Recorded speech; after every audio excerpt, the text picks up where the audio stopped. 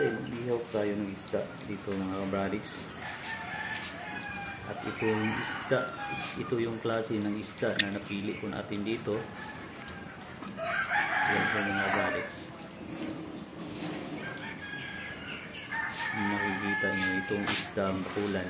Ito yung tinatawag na isdang bakulan po dito sa lugar po namin.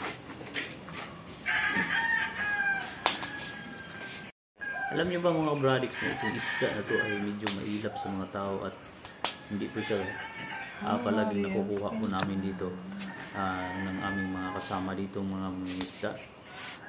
Talagang napakailap nitong isda na to at itong isda na to ay masarap lang siya sa lutong ihaw, masarap lang siya doon. Kaya ito yung napili ko dito na iihawin ngayon. At dito mga kabradics, naganda na po tayo sa ating apoy dito mga kabradics. Pinahanda na po natin itong pang-ihaw natin. Ayan po. Ayan na, umpisa na po natin. Umpisa na po natin yung pagluto nito mga kabradics. Ayan. Nanapan pa natin ng pwisto mga kabradics kasi hindi po siya kasya dito sa ating ihawanan. Medyo may kalakihan kunti itong isda natin na inihaw mga kabradics. Tabangan din ang liyapat. Tabangan din.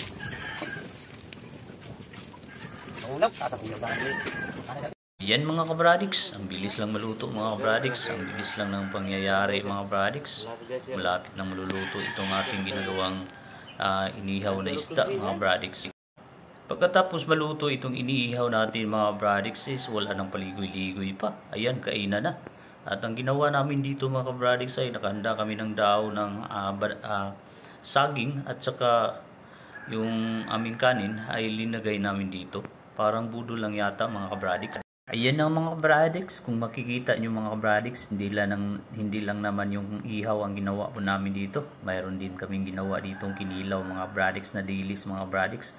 Kung makikita nyo mga kabradics, ayan, nakanda na yung mga sausawan. At ayan, ang luto, kanin po namin ay tutong na tutong yung kanin po namin.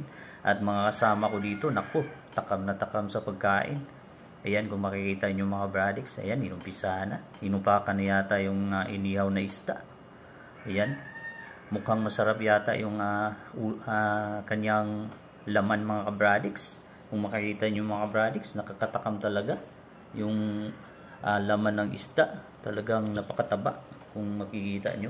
Parang sa tingin ko po mga kabradics, itong lahat na kanin niya ito at pati yung tutong ay ubos talaga yan.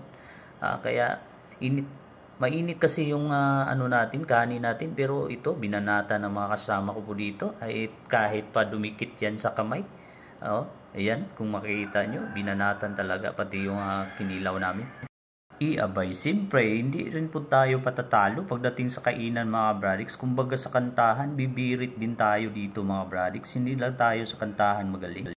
Maraming salamat po sa inyong panonood at kung nagustuhan ninyo itong aking video, don't forget to like and share mga kabradics at paki-subscribe na rin po sa akin at paki-hit na rin po sa bell button sa baba para lagi po kayong updated sa mga gagawin ko pang mga video. At ang masasabi ko, good luck and God bless po sa ating lahat. At lagi niyong tandaan na ito ang inyong kabradics.